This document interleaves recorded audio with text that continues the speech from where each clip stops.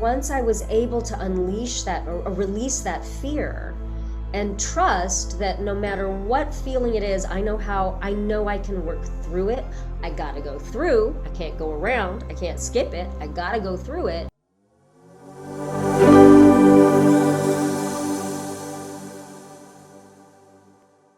Hey Thrivers, welcome back to Thrive with Sharon, season 3. And this season is the longest running season so far. And I think it's been the most fun season so far because I have met so many great people who I otherwise wouldn't have met, and now feel like I want to bring them in and hold them close and have them just be part of this community. And I think that you're going to feel the same way. Today, I have such a beautiful individual. Her name is Anjali Bhimani, and her energy is off the charts, but how she's showing up in the world is absolutely incredible as well. And Anjali is an award-winning actor whose career spans across the stage and screen, from Broadway to feature films, television, video games, animation, and original online content. She also has founded several different organizations, corporations, and production companies, which we're going to talk about today. And she is currently on, hot in the acting front. And she is playing the vibrant and gossipy Illume Auntie Ruby in the popular Disney series and Miss Marvel. And she recently recurred in the final season of Netflix celebrated series Dead to Me and the second season of their Emmy-nominated show Special. She also has just recently published a many on many levels best-selling book, and it is titled I Am Fun Sized and So Are You: Thoughts from a Tiny Human on Living a Giant Life. And everybody, I am so excited to have this conversation with Anjali. Anjali, welcome to the show. Oh my goodness. I'm so excited. I just wanted to interrupt you and be like, yeah, enough about that. Let's talk about it. Let's talk. Let's chat. Yeah, I did things. Let's go. Let's go. We have fun things to talk about. Thank you so much for having me on this show. First of all, we met through our lovely mutual friend Sam, and every single person that I've met through her has just been an absolute gem. And I know I shall be keeping you in my pocket for a very long time. Oh, same. And welcome to the community. And I just know everybody's going to love you so much and hearing from you. And we had to interrupt our conversation in order to press play. I was like, we're doing the whole podcast now. So I just know that everybody's going to love our conversation today. So let's start with the book, right? I know that there's so many other things, but I'm just so excited about this book.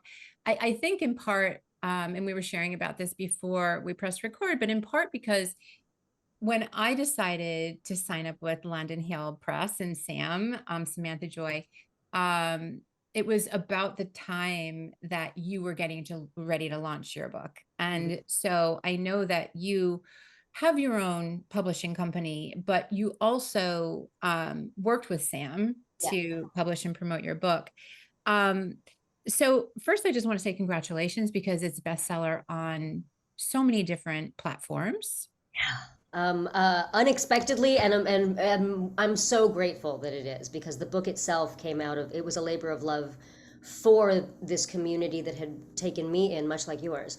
The gaming community that I had met online after the launch of one of my first big video games, which is called Overwatch, but also through all of the other projects I did. Once that started to happen, and I saw all of these people who were so artistic and so loving and so supportive and so giving, I really wanted to do something for them. And I realized that one of the few things that I have that no one else has is just my set of experiences and how I've lived through them, whether gracefully or ungracefully. And so I started a web series called I Am Fun Size and So Are You, which we shortened to I Am Fun Size, and basically have a public-facing email address, anjali@iamfunsize.com. I said, send me your questions. Sure, you can ask questions about the games and about the characters, but ask me questions that you really want to ask, because I would get people from the community writing into my DMs and asking me life questions, and I was like, look, I don't feel qualified. I'm not a doctor. I play them on TV, but that's it. Yeah, literally. But what I do have is stories that might be similar that might help you see the world in just a slightly different way. And so that's kind of what I talked about in the series, and it took off and it went great. That we started it back in 2017, and I think in the first 3 years we did like 60 episodes or something like that of the series. And it was really me, just like me and my phone, running around the world and talking with people that I was working with. And so we got a lot of fun celebrities on it as well. But then in 2021, I'd been told for a while that it should be a book, and I've been told for a while that, I should write something. And I don't know about you, but if anyone tells me I should do something, that's the worst way to get me to do it. So Yeah.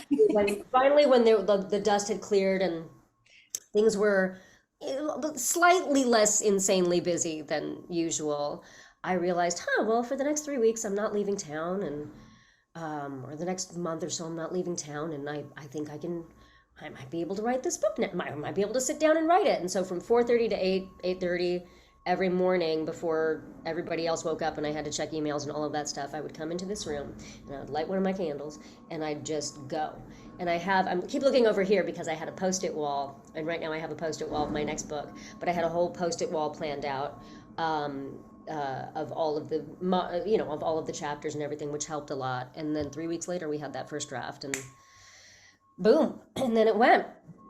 Yeah, and Wow. I mean, I feel like, I don't want to sound like, oh, it's so easy to write a book, but because it was based on so many of my stories and the questions that people had already asked me, You I had all think, your material. and I knew who my audience was because it wasn't just the audience that I was creating the series for. I thought, I tell people this very often, that if you are nervous about writing, or if you are nervous about public speaking, one of the best ways to do it is imagine the one person that you want to tell this to, whether it's your best Mm, friend, whether it's your mom, whether it's like, imagine that one person. Some people say, with pick an avatar. I'm like, no, it's not that. It's an actual person that I know, that I'm having this conversation with, for me.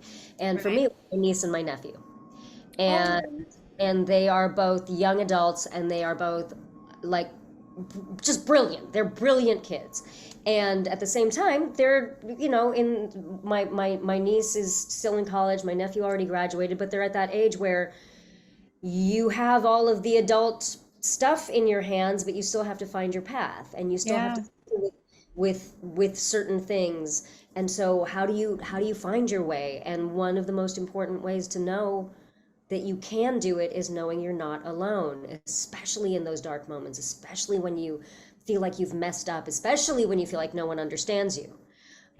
It's not that you don't have a unique path, you absolutely do, but there's always someone there to be on it with you, even if they're just standing next to you watching you walk on it.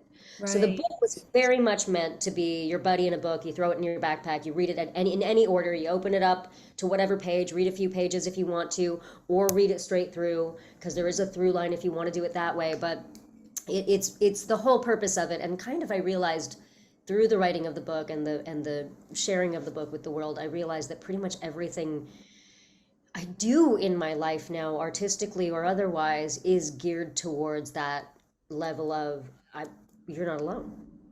Like, you are Yeah. seen, you are not alone. I may not have the same experience as you. I may not remotely understand what you're going through, but I'm here. Someone is here. Someone's here to crack a joke. Someone's here to send you a meme. Someone's here to hold your hand. Someone's here to let you cry. There's always someone. Mhm. Um, and that the world would really miss you if you were gone. So Mm, stick with it, and trust that there's someone here cheering you on, because the world is large, and the kindness of strangers. I sound like Blanche Dubois, but the kindness of strangers, is is is endlessly surprising to me. Not surprising, but it's endlessly heartening to me. It's not a surprise yeah. anymore because I see it more often than not. I just think the angrier voices or the upset voices or whatever tend to be Yeah. louder. Yeah. Keep your eyes open for the voices of kindness and compassion. It's Mhm. there. It's always there. Yeah. Yeah. I agree. And I also think, because I look at it from a lens of a spiritualist, right? So I think that just speaking into how wonderfully comforting it is to know that, like, people who you don't even know are willing to lend a helping hand. And I think that, like, collectively, one of the things that we're all working to deconstruct and heal is the fact that, like, many of us, not all of us, but many of us who we were closely surrounded with weren't necessarily always safe for us. Yeah. So that made it kind of challenging to be able to receive and to give help and to feel connected and to feel like we were part of something and belonging. And there was all of this indoctrination of like loyalty to those who are closest to you, right? And having to deny and abandon yourself and all of that stuff. So it just kind of like was a confirmation bias to the thing that was the hardest and most wounding to us, which was to feel like we were alone. Sure. Right? So I think that we've gotten to the point now where the world has become so connected. Like we're on different parts of the country now, right? Like I'm in New Jersey on the East Coast, you're on the West Coast in California. And, you know, both of our audiences are very, very global, right? And our work is global. And it's literally, we're just so connected. And I think that it's just so much easier for us to find that community and connection and to find places where we can speak a word or give energy or breathe into one another and have it be received. Yeah. That's such a wonderful way to put it, Sharon. Because I mean, I've been just very simple about it and been like, you guys, we have the internet. We can talk to people all over the world. There's always someone online. And Yeah. yes, there are trolls, but just don't pay attention to those. Like, look for the people, look for your people. But that sense of I can connect and have it be received, Yeah. always someone to actually receive it. That is such a powerful thing that I don't think we clock it. You know, I think as performers, it's the same thing.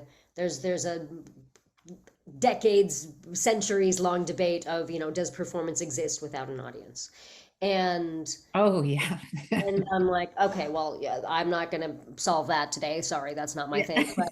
But I do know that there is a big difference between when I am creating something that I know will be received by someone, whether that Mm. someone is my dog, my husband, or an entire audience. There is just a difference in that creative process when Mhm. there is a purpose of connection with it, as Yeah. opposed to like I am just creating for creation's sake. Now, a lot of times that person might be me.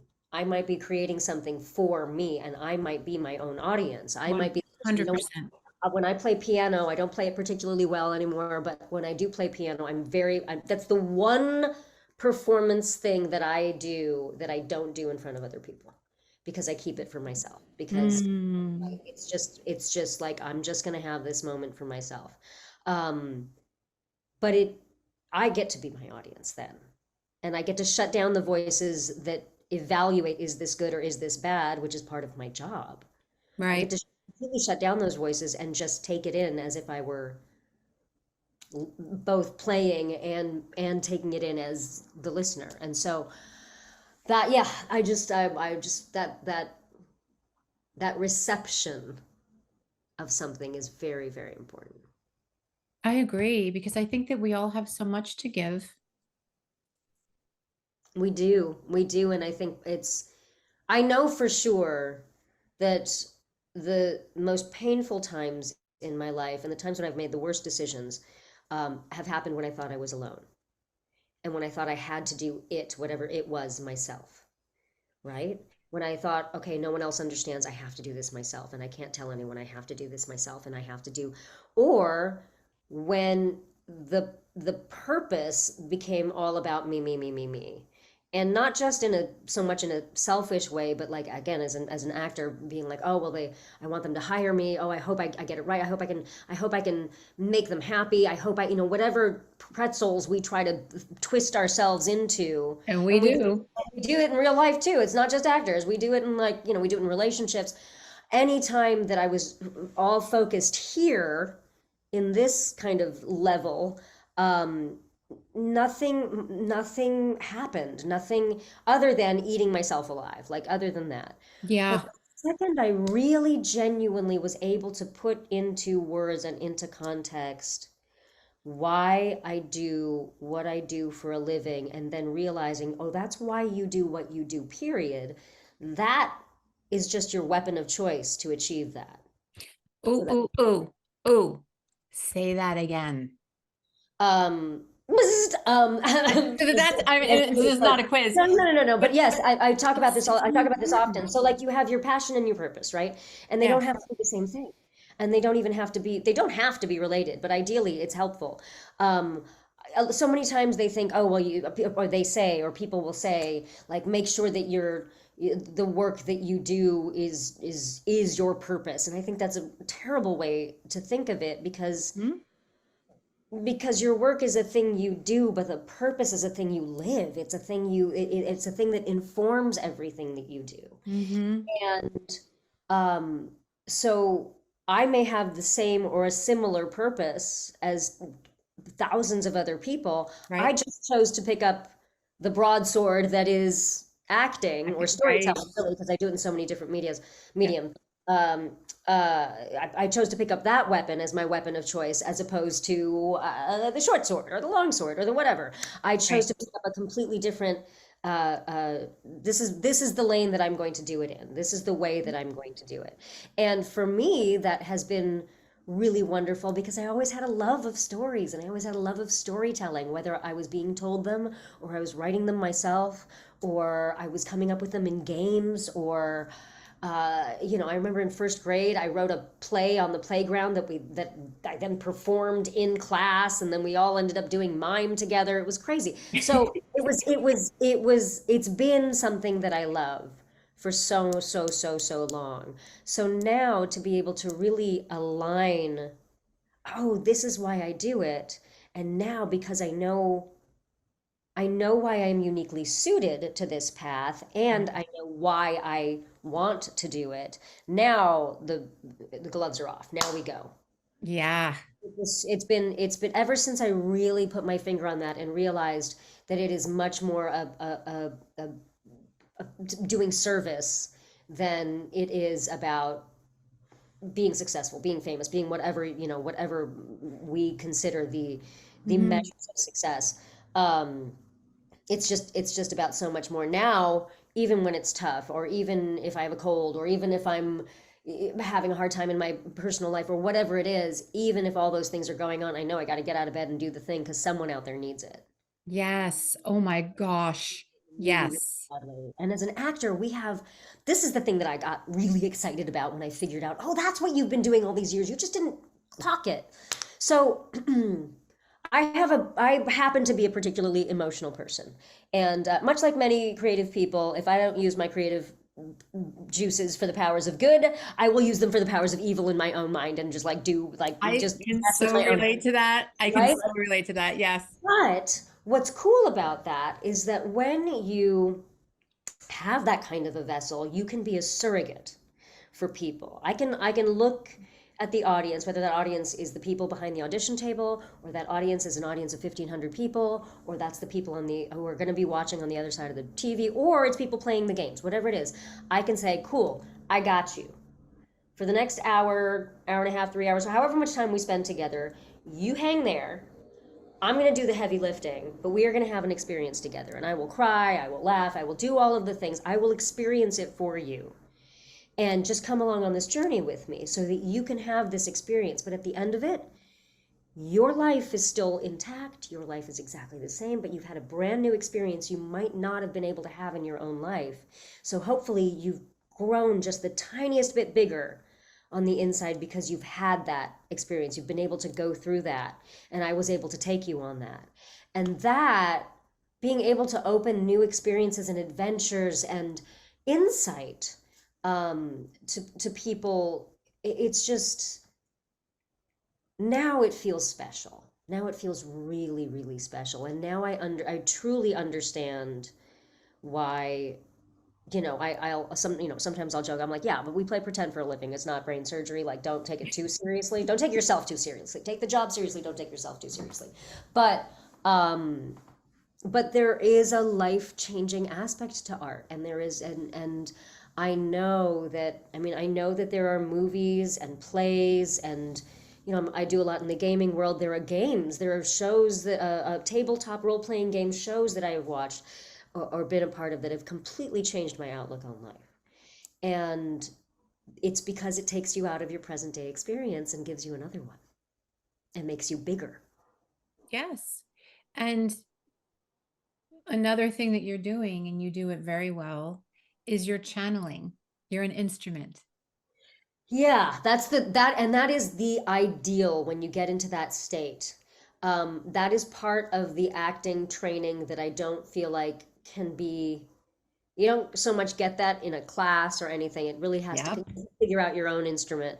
Yep. Um, but that's the figuring out how to get out of your own head. Like you have to not be, you can't actually think you're the whole person. You know what I mean? Like you're actually aware that you are you, and so Yeah. you still have your functions of knowing that this is not reality, but you really have to just get out of your own way as much as physically possible and not listen to the chatter in your head that might be saying a million different things because it's not about you. Mm-hmm. Not about what you think of you. That's the whole point, Right. right? That's the whole point. And that's where, um, and I know you know this, just kind of speaking into the audience at this point, that's where we understand, as somebody who's on the receiving end, those of us who are highly sensitive, right? And so, and I mean that in the like the classic term, not the like you're too sensitive, but it's more like Yeah. highly sensitive person, Yeah, right? exactly. Energetically sensitive and in touch and in tune. So those of us who are that and beyond are on both sides, right? On the actual performance side and also on the receiving side. But people who are on the receiving side know very well, and you spoke about this before, where there's a much difference in the definition of success, right? Versus the definition of being the instrument in the vehicle. And so part of what helps to identify that is that the person who's receiving it can tell when you're not really being true, Yeah. right? Or where energetically it's not necessarily aligned with a healthy exchange, Yes, yeah, right? absolutely, absolutely. And it's tricky because every medium that I have performed in or told stories in, everyone has its own challenges, and sometimes they are completely out of your hands as to whether the storytelling mode that you are in comes across as authentic. You can give a tremendous performance, but without the director and the editor and all of those people being as in tune with it as you are, it's not. It might not come across. It might come across stilted or weird or whatever. Mm-hmm. In addition to that, you might think it's a terrible performance. You might do awful, but the editor and the director know how to Yes. position things and cut things and everything that it still tells the story that you want to tell. Mm-hmm. So sometimes it's completely out of your hands. Sometimes, it's a little more in your hands with live performance. A lot of the shows that I do right now are live. They're live gameplay shows where we do long form improv, but in like a fantasy world. And I it love that. is, yeah, it's so there's the most popular one is Dungeons and Dragons. A lot of people know about Dungeons and Dragons, but Yes. tabletop role playing games are just they're this fantastic form of gameplay that allows you, it's essentially storytelling, it's long form storytelling and collaborative Mm-hmm. storytelling, and I feel like everybody should have a chance to do it. But a lot of the shows that I do now are while we're playing these games, and I find that those, because they're live and because they are generally unedited, there is much more of a chance to really like, that all the moments are authentic, but it's happening. It's just happening right there. It's happening Yeah. organically.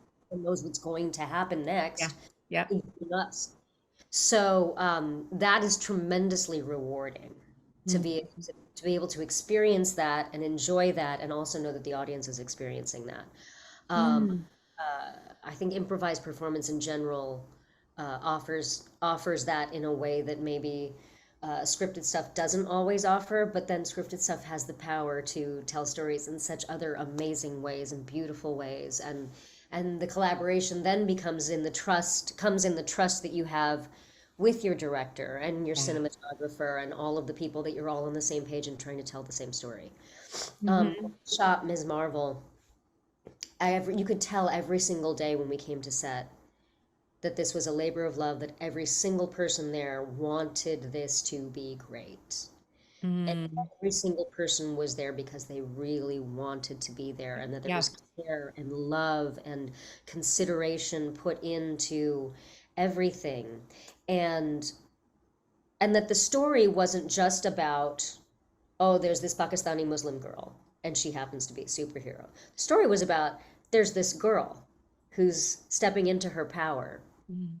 and she happens to be from a Pakistani Muslim family, so that's going to be the Yeah. that's going to be the palette that you see this on. But the story is this coming of age story, the coming into her power story. And that focus, that understanding of, yes, we're going to completely normalize this family and this culture because I grew up with folks like that. It's normal to me, but not everybody has that experience. We're absolutely going to normalize that and show you that it's very similar to your upbringing, maybe with a few tweaks, but we're also going to show you how it applies to your own teen life or your own life as a parent, or Yes. all of those. I think that's why it was so critically successful, is because there's just love in it. There's just loads and loads of love in it. Also because our leading lady, Iman Vellani, is like, I mean, she's she's just fantastic. I just can't wait to watch her long career. Oh, She's that's absolutely delightful, and that's amazing. yeah, she's great though. And I think also what you're doing in that type of production is you are allowing people's potential curiosities or even biases to be disrupted a little bit, right? Absolutely. And although anytime that anybody shares, it's their own version of whatever their experience is, right? So it doesn't mean that it's speaking for the entire culture or what have you, but I do think that part of what connects us is our curiosity and our compassion Yep. and our ability to see something that's different and be okay with the fact that it's different, and be able to like say, wow, that's really cool. And like, I have my own experience too, and that's really cool. Yep. And also I can see the discomfort there. I can see where the challenges are there. I also know that I've had challenges. And so it connects us on a different way, and it connects us at a higher level, right? For our higher selves, our best selves. So I love the fact that you're doing that. You're such a powerhouse in so many different ways. I mean, if people can't tell by the energy. But I just also want to highlight, I mean, you've done what many people are afraid to do. I did this little bit myself. Like, I created what I needed, right? And so that's what I'm providing to the world. You've basically, and so that comes from embodied wisdom, right? So you've done the same thing, right? So you've experienced the thing, and then you're like, you know what? Yeah. And it's also it's again, I chose a career where part of the job, the one of the luxuries of the job, is that your job is knowing yourself. Your job is understanding this instrument. Your job is using your emotions as notes on the piano. Your job is to figure out all of that stuff. I Yeah. became a better actor when I thankfully, thanks to my beautiful mentor and coach Kat Stone, when I finally was able to understand how your emotions aren't the truth. They are just a barometer of where you are right now or whatever but they are not the truth. They are Yeah. feelings, reactions to thoughts, they are all sorts of things. When I was no longer afraid of my emotions in real life, I suddenly became a better actor, because then I was like, well, cool, Go I there. can I can just go there now, because I know, because there was a long period in my life where I struggled on and off with depression. I struggled on and off when I was a kid. I had eating disorders. There were all sorts of challenges that I was facing and not quite figuring out how to manage. And there was a chunk of my life where I remember feeling like, if I start crying, I'm not going to stop. So I Yeah. really have to, in public, really have to tamp that down. But then if you're so practiced at that, it's really hard to let that go when you're suddenly in front of an audience. And I was really good at being believable enough at it, but something didn't feel right about it to me. Mhm. And so once I was able to unleash that, or release that fear, and trust that no matter what feeling it is, I know I can work through it. I got to go through. I can't go around. I can't skip it. I got to go through it. Yeah. Much to my poor husband's chagrin, I had to train him with that. I was like, baby, don't tell me not to cry. You gotta let me have this. You gotta let me have this. I'll go in another room, but you gotta let me have this because otherwise it's gonna come back tenfold. Like it's gonna be ugly. You're gonna suddenly, Yes. your wife is all of a sudden gonna be like, rah, like it's gonna be bad. Yeah. Yeah. I So, totally get that. but I trust that I know how to get through it. I have the Yeah. tools. And everybody's toolbox is different, so I can't say that I know how to do it for anyone else, but I know how to do it for me. And so once I was able to do that, then it really became a, a game of my own making in terms of, well, Yeah. what do you want it to be? Yeah. What do you want to do? My whole career has been a series of, oh, I didn't realize I could do that. That's an option. Cool. Let's do that. Let's do that. And for the longest time, the I didn't realize it was an option was because I was waiting for permission and then someone would hire me. That's so important. And I wanted to highlight that because I think that one of the things that I really admire about you and your work and the way that you show up in the world is that you don't wait for someone else to have done it before you or to give you permission or to show you how. You Not can anymore, say, but I did. okay, Very long time. same. And yeah, I mean, I think a lot of look, a lot of us do, and Yeah. especially as performers. And this is what one of my new my next book and program is about. A lot of performers are conditioned to think, oh well, you should just be grateful for what you get. You should be Yeah. happy for free. You should do it for the love of the art. You got to, Mhm. all of these things that don't, that first of all do not lead to the best art. But also just you're sitting around waiting by the phone. I'm not, I gave up. I finally was like, I mean, I remember just a few years back, I was like, baby, I'm sick of this. I'm just going to Hey Kool-Aid my way through the wall of this business. I don't care. I'm tired of waiting. We're not getting any younger. It's got to happen now because and so whatever it is, I want to make sure every day I'm doing part of it. And taking the reins like that and not being afraid to, um, it's God, I don't even there's so much to say about that because I will say like look, I look at my life many times and I'm like, wow, what an amazing life you have, but I also still have those voices that are like, you're not doing enough, you're not working enough, you're not Right. successful enough. Right. Those voices still come in, and Mhm. I really have to peel them apart and be like, okay, what is assessment and evaluation, which is necessary, and what is judgment here? Which of these two, because this one's required. I have to assess where I am compared to Right. where I was, where I want to be. Yeah. But sitting there and placing this judgment on, oh, you're not good enough in whatever way, or you are not enough, period, in whatever way, that's got to go. That's stopped everything in the past. That's not going to help you do your best work. That's certainly not going to help you help that person over there. So I, I, it's sorry. I'm sorry. I think we give our power away so much, which is what keeps us stuck. And so many, and we're just so programmed this way, right? Through our upbringing, through school, through everything in performance, especially, right? So we're always waiting for the person to say, okay, yeah, you, right? And so if we're waiting in queue and we have this waiting energy of like, well, when is somebody going to be ready for me? Yep. Right?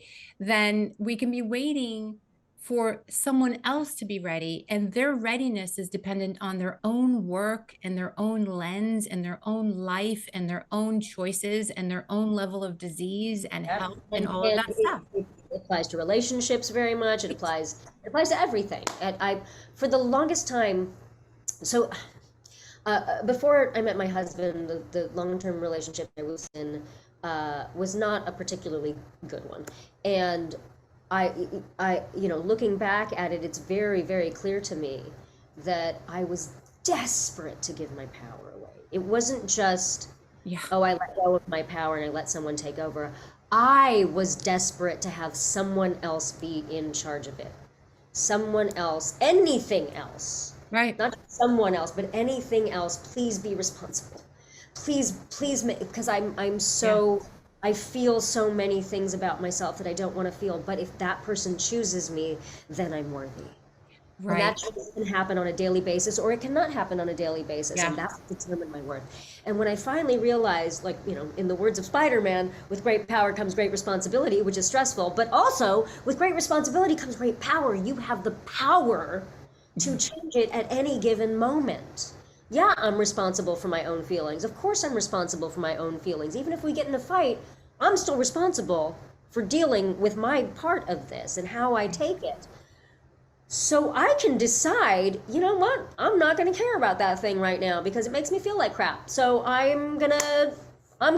That makes sense. Off I go. Like I have the power. It how do I say this without sounding cuckoo? Well, I probably sound cuckoo. I don't care. I've explained.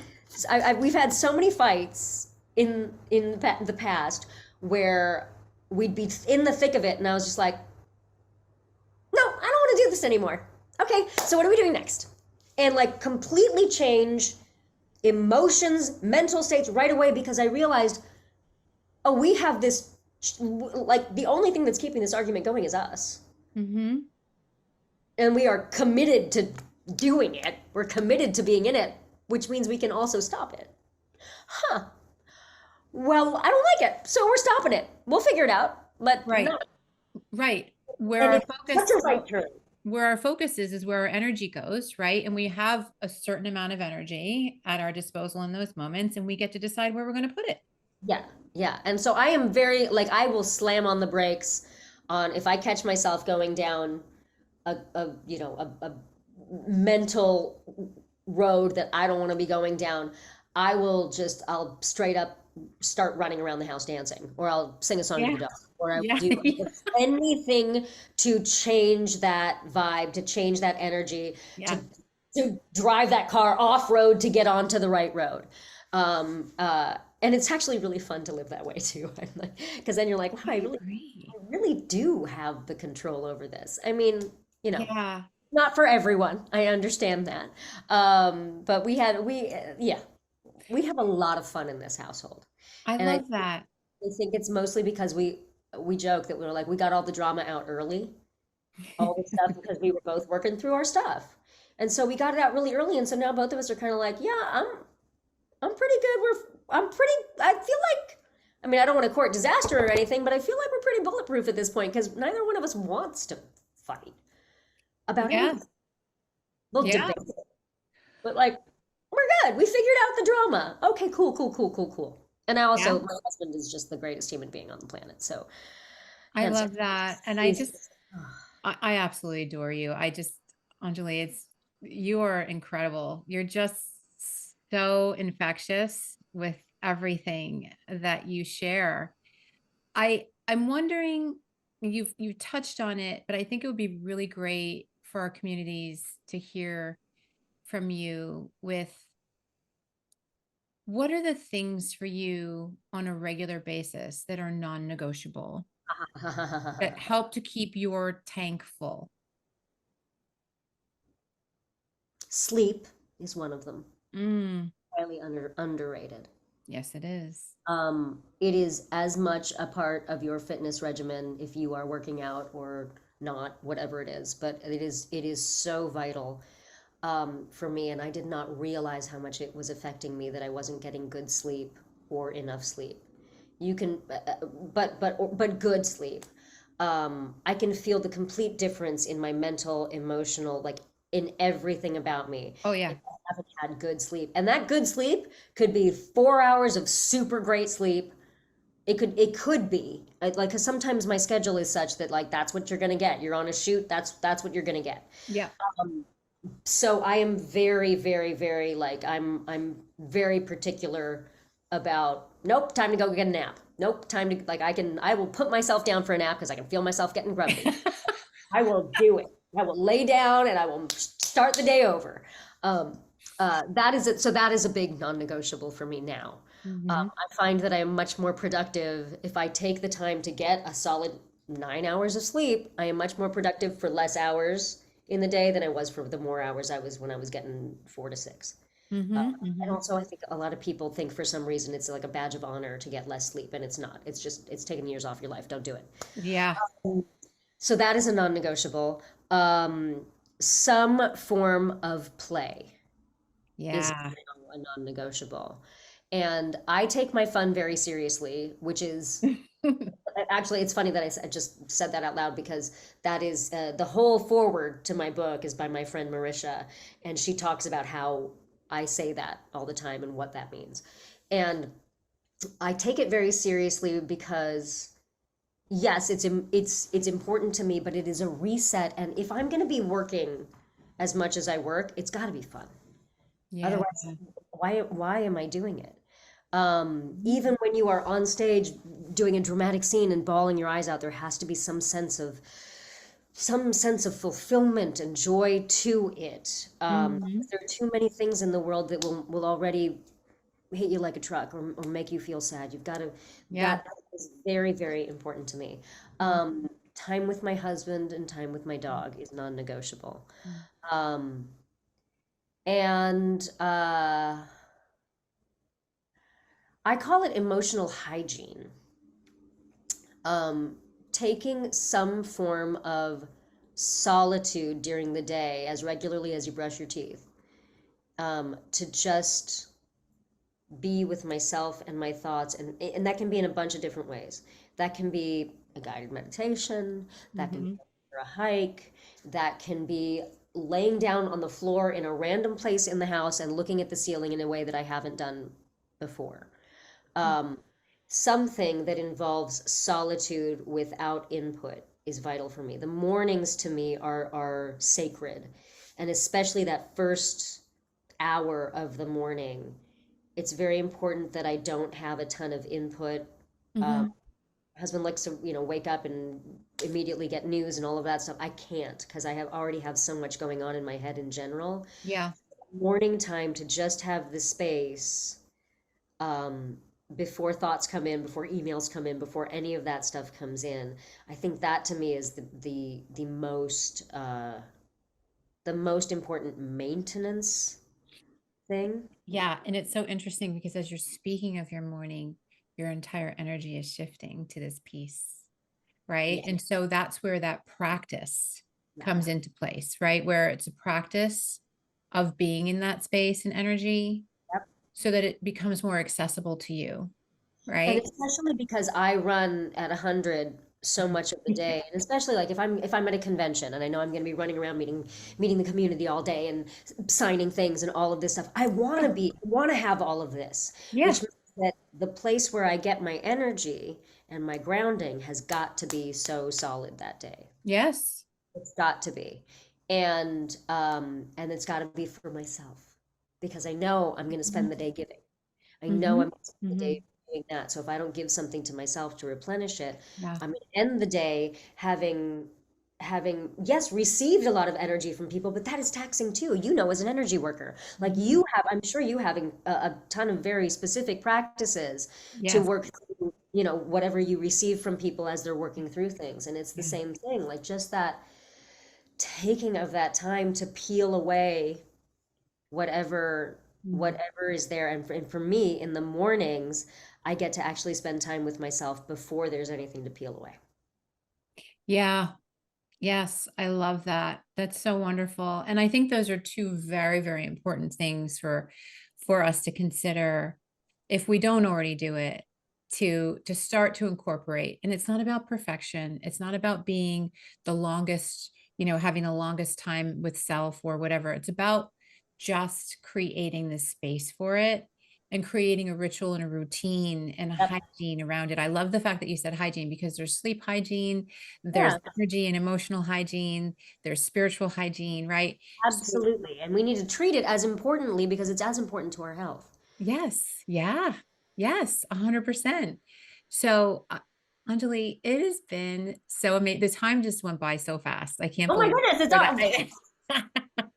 I mean, we did sort of speak before we talked. Like, we we did chat for a couple, but talked. still, this has been so wonderful. And I do hope that you come back and join us again for another Are you kidding? I would conversation. love to. Anytime. Anytime. Yeah. We just scratched the surface. And I'm so grateful that you are doing a podcast that is more like whoever you bring on. I mean, normally when I come on podcasts, we talk about my work and we talk about the shows and the this and the that, but actually getting to talk about life and the practices and the challenges, and to let people in the community know that, like, I used to think, much like many other people do, I used to look at people who were quote unquote celebrities or famous or whatever, and you Right. think, or just people who had what I wanted to have, and think, oh, Hmm. well, it's easy for you, which Yeah. is like, which is so, it's so seductive to say that to ourselves. Yeah. So